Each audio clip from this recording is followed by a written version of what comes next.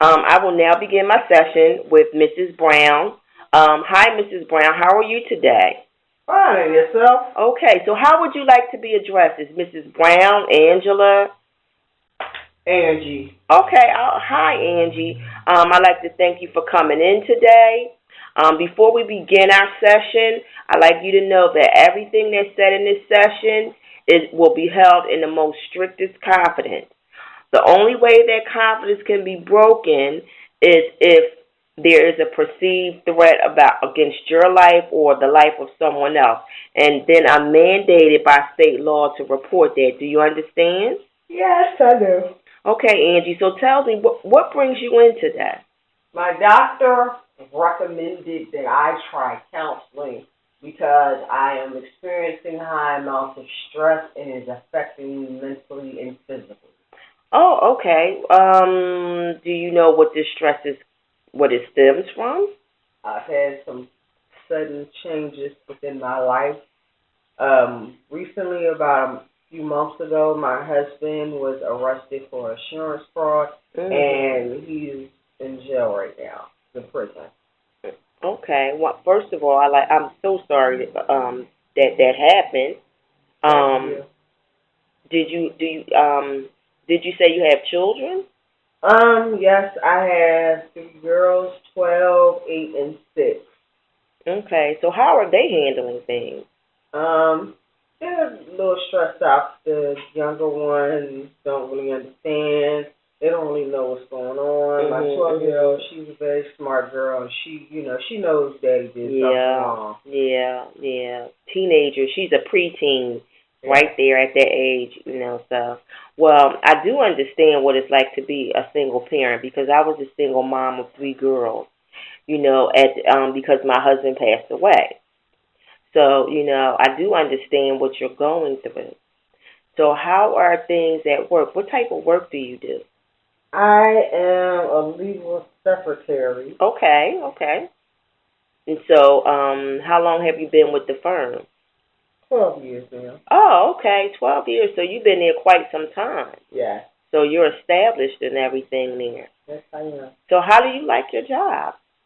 I like it. It's all right. Yeah. Is your stress affecting you at work? Yes, it is. In what ways? I mean, you go from helping people that's going to jail, helping criminals, and now my husband is the criminal, and it makes me just feel kind of weird being there. Yeah, I can imagine. I really could imagine that put the position that puts you in. So let's talk about your supports. Who are your supports? My mother, my brother, Mhm.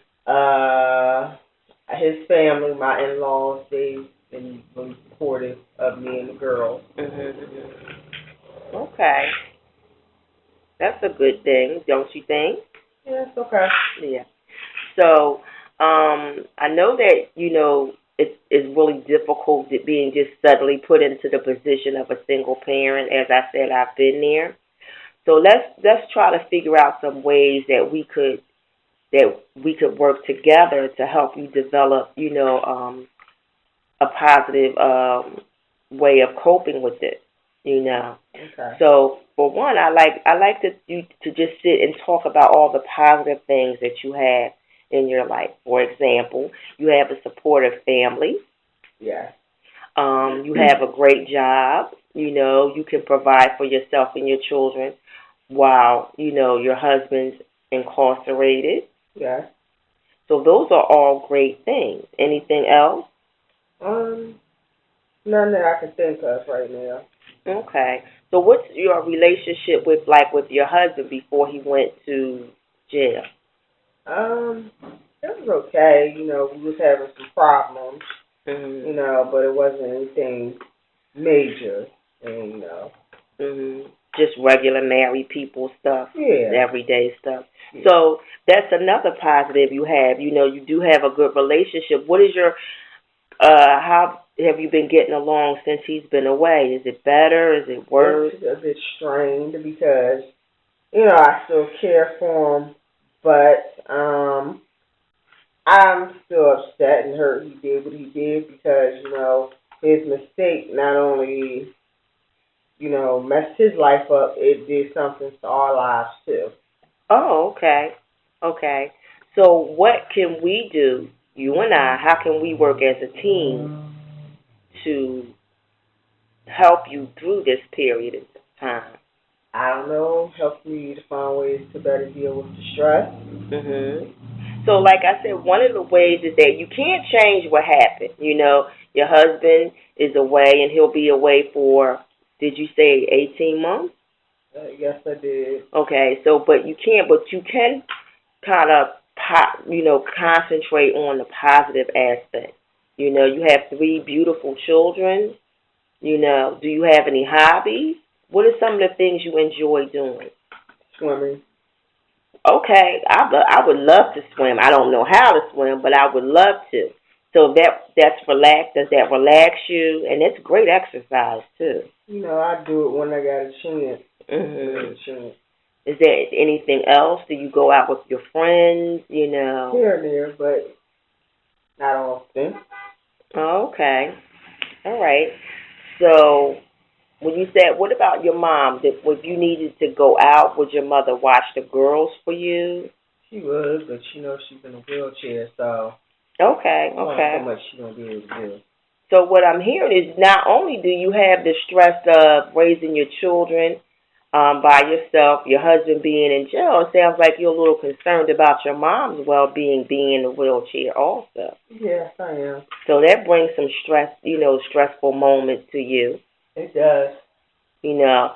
So what do you think about like relaxation techniques such as deep breathing, meditation? What do you think about those things? That sounds pretty good. Okay.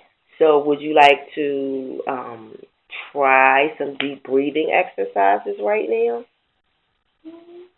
No, but can you show me how to do it so when I go home I can Sure. look into doing it? So when you start to feel stressed and overwhelmed and depressed, one of the things you could do is just kind of take a deep breath in, hold it, and blow it out. And as you're blowing out, you're blowing out the stress and the anxiety, and you start to meditate on the positive things that you have in your life, like you have a great support system. And breathe in. You have a great job, So, just close your eyes. Breathe in through your nose. Breathe out through your mouth. So when you're alone and you start to feel stressed out, this is something that you could do to kind of redirect your thoughts and your mind. Another thing that you could do would be journaling. How do you feel about writing down your thoughts and feelings? Never really tried it. Okay, well, is that something you think you would be interested in doing? Maybe. Yeah. So let's get back to other things that you could do. What are some of the things I would like for you to think of some things that you could do? I suggested the deep breathing exercises and the meditation, but something that you feel that you could do to relieve your stress or change your depression. I don't know, let's exercise them. Okay, when you exercise, that brings up your adrenaline. And swimming, you said you enjoy swimming. Is it possible that you maybe could incorporate swimming a little bit more? Maybe. Maybe. Okay, well, our session is coming to an end. And just to recap, you'll try the deep breathing exercises at home and the exercise swimming, to try to manage your depression, So I'd like to thank you, and I appreciate you coming in to see me today. Is there any questions that you have? No. Anything you would like to talk about? No, that's it. Okay. Okay, so how many would you like to schedule another session to come in and maybe revisit next week, or the week after, about how you're managing your depression, where you're going, are you sleeping better, after you incorporate the stress management exercises? That'd be fine. Okay, thank you so much, Miss Angela, for coming in. Thank you. Thank you. Have a good one.